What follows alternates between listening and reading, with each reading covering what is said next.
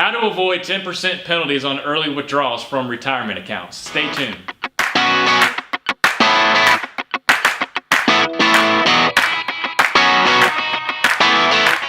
This is Brandon Rogers, and welcome to Mind Your Money, where education is the key to a successful financial future. Consider subscribing to our YouTube page and click Show More below for additional details, links, and charts from this week's video. So can I avoid a 10% penalty? Let's talk about 401ks first. Obviously, we have loans that are available in that space if your plan allows it. We've talked about that and how that may or may not be a good idea in the past. There's also something called a Rule 55. It's the IRS publication 575. In there it states that if you terminate employment and you have a 401k and are between the ages of 55 and 59 and a half, then you can access the funds directly from the 401k plan and avoid the 10% penalty. But if you roll it to an IRA during those ages, then you lose this ability.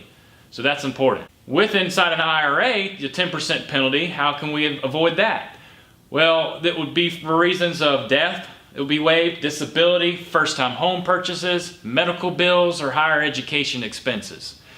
There's also an option, there's a 72T, which is a substantially equal periodic payments, okay? So these are actually calculated using life expectancy tables that you have, and there's also an interest rate that's associated with it. It's got to be in line with current rates. Usually it's based on prime, the prime rate that's there in that current time. So these distributions, they have to last for at least 5 years or until age 59 and a half, whichever is longer.